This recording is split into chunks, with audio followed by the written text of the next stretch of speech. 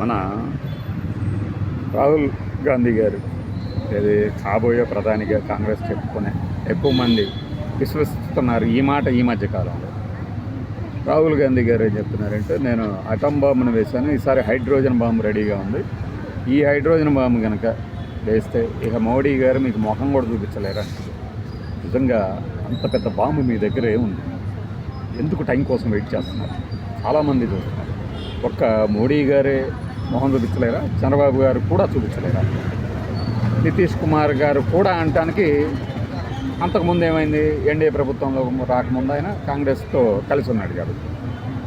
ఒడిశాలో నవీన్ పట్నాయక్ గారు కూడా గెలిచారా? ఏముంది, ఓట్ చోరీ గద్దె చోడు అనే ఒక నారా అంటే స్లోగన్ ఇచ్చిన తర్వాత బీహార్లో ఓటర్ అధికారి యాత్ర సూపర్ సక్సెస్ అయిన తర్వాత రాహుల్ గాంధీ గారు చెప్పిన మాట ఏముంది, ఇంతకీ ఆ హైడ్రోజన్ బాంబు ఏమేస్తారు? అసలు ఈ యుద్ధం గురించి ఏమైనా చెప్పబోతున్నారా? మనం ఇండియా వాళ్ళు, మన ఇండియన్ ఆర్మీ పాకిస్తాన్ మీద దాడి చేసి అద్భుతమైన పరాక్రమాలు చూపించేసి వాళ్ళ టెర్రరిస్ట్ క్యాంపుల్ని భగ్నం చేసిన దాని మీద ఇప్పటికీ ఆయన ట్రంప్ గారు ఫోన్ చేశారు, మీడియేషన్ చేశారు, అందువల్ల ఆగిందని ఆయన 36 సార్లు చెప్పుకున్నారు.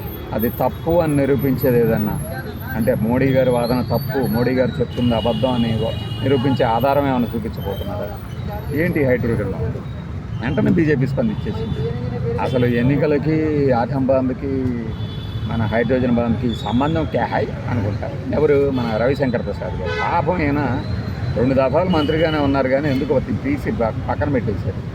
ఐటీ శాఖకు సంబంధించి మంత్రి అప్పట్లో మళ్ళీ రవిశంకర్ ప్రసాద్. అట్లాంటిది వీళ్ళు ఏదైనా విమర్శలు చేస్తే బీజేపీ మీద, దాని మీద కౌంటర్ ఇచ్చే అధికార ప్రతినిధి స్థాయికి పడిపోయారు.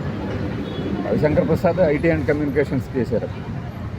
ఆయన వచ్చేసి అసలు ఎన్నికలకి దీనికి సంబంధం ఏంటి, రాహుల్ గాంధీకి అది లేదు ఇది లేదు అనేసి రెచ్చిపోతుంది.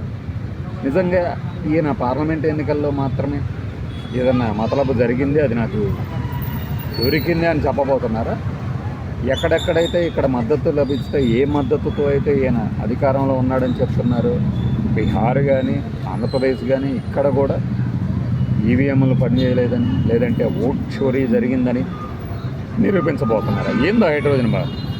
జగన్మోహన్ రెడ్డి ఏమన్నా దీని నుంచి ఒక లాభం పొందగలడా? జగన్మోహన్ రెడ్డి రాహుల్ గాంధీ చెప్పే మాటను అడగడు.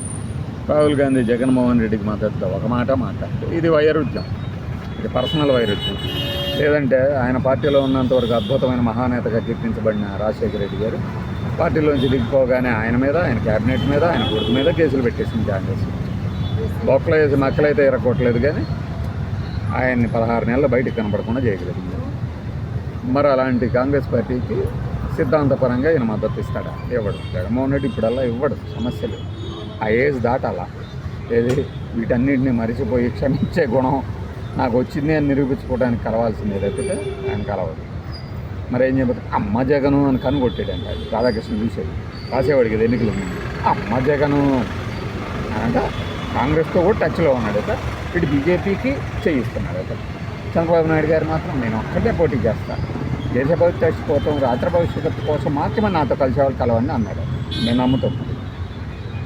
అలా ఇప్పుడు ఈ ఉన్నటువంటి మద్దతు ఎక్కడైతే ఉన్నదో, ఏ మద్దతుతో అయితే కోయలేషన్ గవర్నమెంట్ ఉందో అక్కడ కూడా ఏదైనా జరిగింది అనే రాహుల్ గాంధీ గారి దగ్గర హైడ్రోజన్ బాంబు గ్యాస్ తాలూకు వాసన పసిగట్టారు. ఏంటి, ఏం చెప్పబోతున్నారు? ఆసక్తిగా ఉంటుంది కదా. నేను బాంబు వేస్తున్నాను అంటే తొందరగా ఏవై బాబు అంటాను కదా. అంటే ఒకటి ఆ బాంబుకి తగ్గట్టు నేను ప్రిపేర్ అవుతాం, షీల్డ్ పెట్టేసుకోవటం, లేదంటేనేమో ఈ బాంబా, ఇది బాంబే కాదని ముందు నుంచి ప్రచారం చేయండి. బీహార్లో జరిగినటువంటి ఆయన ఓట్ చోరీ నినాదం బాగానే పనిచేసింది. కర్ణాటకలో జరిగిన ఓట్ చోరీ గురించి చెప్పాడే. అలానే అక్కడ 65 లక్షల మంది ఓటర్లు తీసేస్తే 10 లక్షల మంది దాదాపుగా సెప్టెంబర్ 1 నాటికి అప్లై చేసుకున్నారు. తిరిగి 15 దాకా కూడా అభ్యంతరాలు చెప్పవచ్చుంది సుప్రీంకోర్టు. సో ఆయన ప్రభావం పనిచేస్తుంది అక్కడ. అది తుస్సుమంది అనకండి.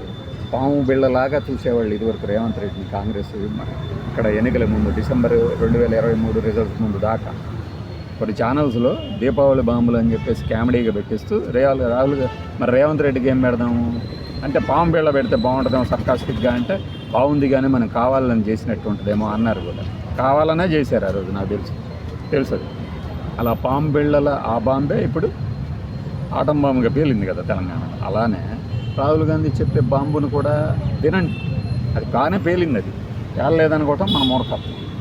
ఇప్పుడు ఆయన వేసే హైడ్రోజన్ బాంబు ఏంటి? ఆ హైడ్రోజన్ బాంబు చంద్రబాబుకు కూడా పడతలే.